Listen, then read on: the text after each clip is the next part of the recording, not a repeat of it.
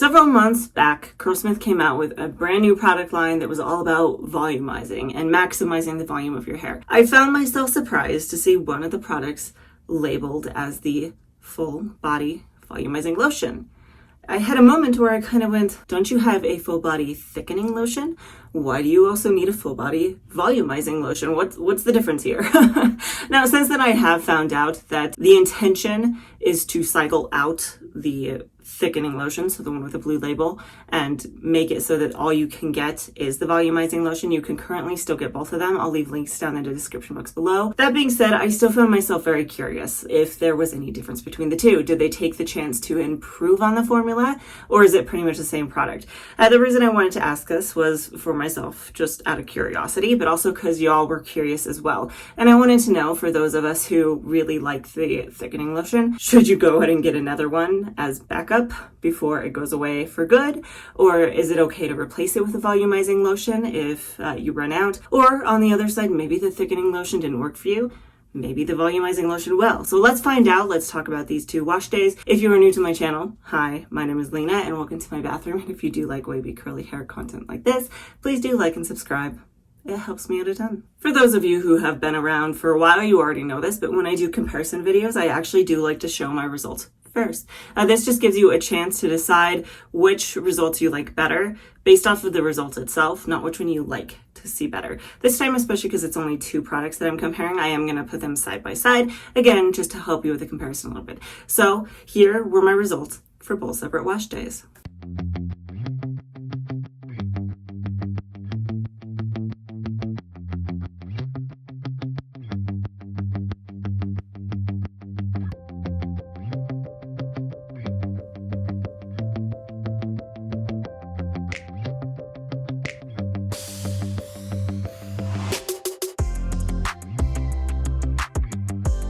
Y'all will have to give me your feedback because I know this is a little bit different. Normally when I do product comparisons, I tend to do 3. For some reason, that just has always kind of felt right to me. But if y'all prefer like a one-on-one comparison, I can start doing that instead. Or if you do prefer a 3 product comparison, I can continue to do that. The other thing I wanted to ask your opinion on was if y'all care a whole lot when I go into details about the styling routines. Because normally when I do these kind of comparisons, I'll go into wash day number 1, show how I style my hair with that product, and then talk about like the specifics of the product, things like what it's saying on it, the ingredients, and then I'll go into the next wash day. And then at the end, I go into comparisons. Do you care about the styling routine? Do you care about the specifics on the product? Or do you want me to kind of glaze over that and only get to the comparisons? This time around, I am going to kind of glaze over it for a couple of reasons, one of which being these products are pretty much the same product, so it doesn't make sense for me to really delve into the ingredients and really delve into the descriptions on them because they're going to say pretty similar things. I will give some very brief information on styling my hair and talk about that,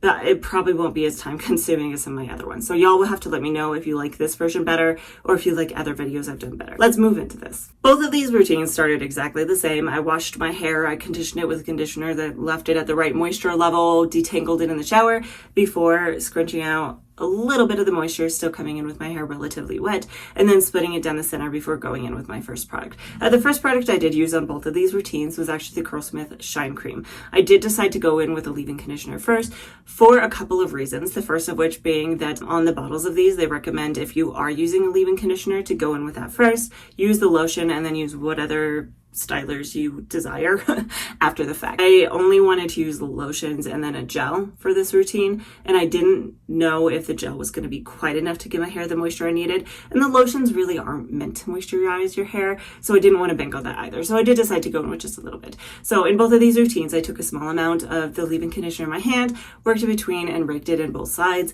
and then I did go in and section my hair into 3 like I do normally in my routines before going in with the separate lotions. Starting off, I tried really hard to use the same amount of product on both sides of my head. However, I found it to be a little difficult. And the reason being, the pump mechanisms on these are slightly different. So when you look at the full body thickening lotion, when I do 1 pump of that, I get a pretty small amount of it. Whereas when I go in with the full body volumizing lotion, 1 pump gives me like 3 times as much product. Right off the bat, that did make it a little bit more difficult to ensure that I got similar amounts of these products in my hair, so I really just tried my best.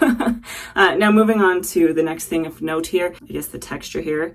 You can see that the volumizing lotion is actually ever so slightly runnier. Now it's hard to say if that's just more product in my hand is making it appear runnier. So let's actually do this just for a good comparison. I'm gonna add a couple more pumps of the thickening lotion and see if it also drips. A little bit, but really not that fast. So it does seem like the volumizing lotion is maybe ever so slightly runnier. Scent-wise, the thickening lotion with the blue label is the same as all of the products with the blue label, so it's kind of just that light, sweet, fruity scent that maybe is supposed to be kind of like dragon fruit. I'm not entirely sure. I just know that's a key ingredient in this entire line. The volumizing lotion, to me, smells mostly like pomegranate, I guess. It reminds me a lot of if you've ever tried the Mayal pomegranate line. It smells exactly like that, so that's why I say that. Moving on here, we already talked about the scent, the drippiness, talking about the actual texture itself if I go in and rub at it with my finger. Now it's interesting because the thickening lotion does feel like it didn't drip as easily. However, when I go in and work it with my finger, the volumizing lotion actually feels thicker. The differences are very minor though. They're not really a whole lot of a difference, and it's completely possible that it's all in my head. On both routines, I work those into the bottom section. I did notice with both of these products, even though one is maybe slightly thicker than the other, they do both have a considerable amount of slip and they really apply easily to the hair. Now, I can't really say how well this would detangle your hair because I didn't use this on tangled hair. I had already detangled with a leave-in conditioner. However, they do have some good slip to them, so I wouldn't be surprised if you could at least use them as a moderate detangling product. So rake that into the bottom section, and then went in with my next product, which was the Curlsmith Hydro Style Flexi Jelly. Now I tried again to use about the same amount on both of these routines. It's really, really tricky, but I really did my best. So I took some of this into my hand, worked it between, and then raked it through that bottom section before going in with my Bounce Curl defining brush to define. And on both of these, I noticed right away that they were springing up and looking really nice and juicy and bouncy from the very get-go. So I worked my way up through the top of my head, and then I did go in both routines and microplot my hair with my Perfect Hair Care Towel to get the extra moisture out before going in with a little bit more of the Hydro Style Flexi Jelly to glaze over the top and scrunch in for a little bit of extra hold. Now at this point in both routines, I did go in to blow dry my hair. I did not notice a significant difference between the two dry times. They were probably both about 20 to 25 minutes. And then at that point, I put the dryer down and I tested for any amount of cast. I did feel like I noticed when using the thickening lotion with the Hydro Style Flexi Jelly, I got more of a cast. When using the volumizing lotion with the red label with the Hydro Style Flexi Jelly, I did still get a cast, but there wasn't really much of one there. It was very light on the tips of my hair. With both routines, again, I clipped my hair up with my Curl Keeper clips and then went about my day to let it finish air drying the rest of the way. I did come back a couple hours later in both of these to fluff them up and scrunch them and see my final results. So now that you know which product goes with which wash day, I'm gonna show you my results again one more time side by side so you can get a look at it with fresh eyes.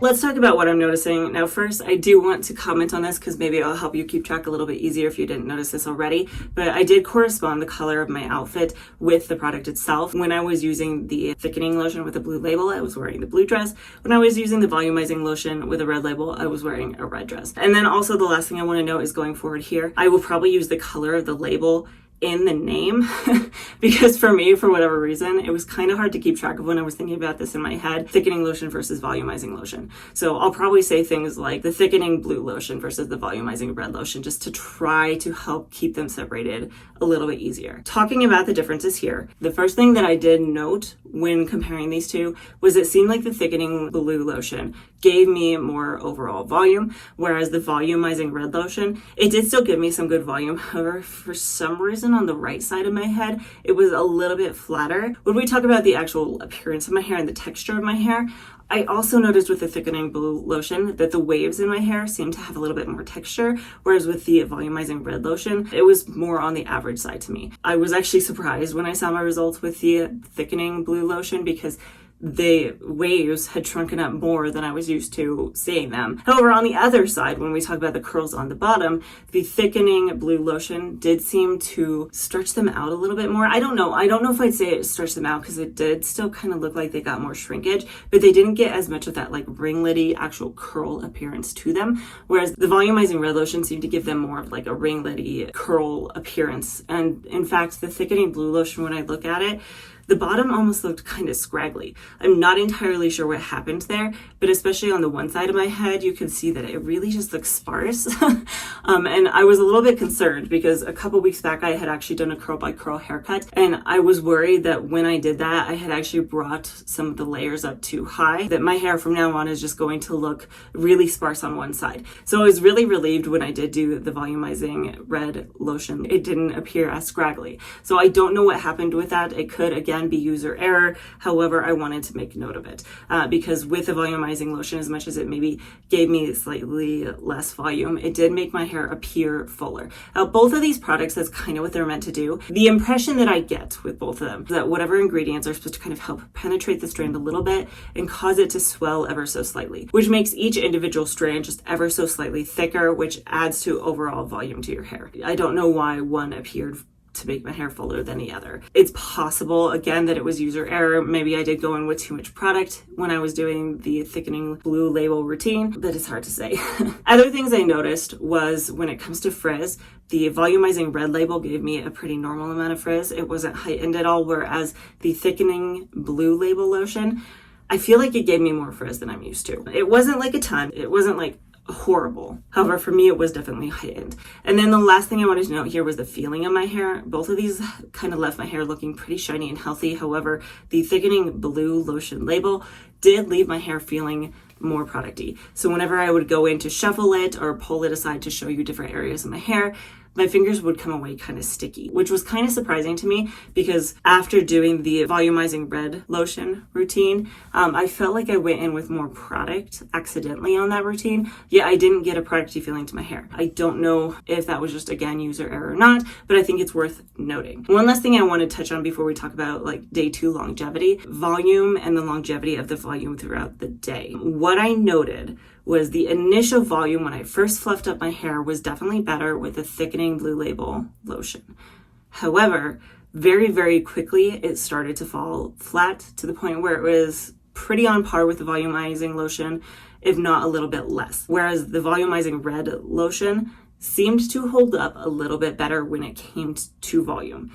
That being said, both of them, I had to keep reshuffling my hair throughout the day to maintain that volume. These aren't miracle products. I couldn't just go in, shake my hair once, and the volume didn't just stay forever. I constantly had to refluff it and reshuffle it if I wanted to take pictures or things like that. That is something to keep in mind with volumizing products. These ones are included. Any other volumizing products you see, your initial volume and the volume you can achieve out of them might be bigger, but they do tend to kind of droop pretty quickly. For me, it felt like, even though, again, the Thickening Lotion gave me more initial volume, the Volumizing Lotion gave me more long-lasting volume. Y'all will have to let me know what your thoughts are down in the comments below. That being said, let's move into day 2 results. When we talk about the longevity of these 2 routines, I feel like both of them were pretty comparable. Both days were pretty low-key with just your average playing with a kid and things like that. Starting off with the Thickening Blue Lotion, I took my hair down from pulling it back because I had it just pulled back throughout the day and shuffled my hair up, and the volume seemed like it held pretty well, and overall the appearance still looked pretty darn good. The waves had stretched out a decent amount, but that's pretty normal for me for my hair. On just about any routine, the waves just aren't going to hold up as great, whereas the curls on the bottom actually seemed to look better to me on day 2. They didn't look so weird and scraggly, though the one side did still look a little scraggly, but it seemed like it had filled out a little bit better. They had kind of softened up is maybe the best way to put it. Only other thing of note here was the frizz, and the frizz I felt like kind of equalized out. It's not like it got even more frizzy. It kind of stayed about the same as the day before. Even though it was heightened on day 1, it was pretty average for me on day 2. Now moving into day 2 on the Volumizing Red Lotion. That's actually kind of where I'm at right here. And honestly, I'm pretty happy with this. It's got a really good amount of volume to it.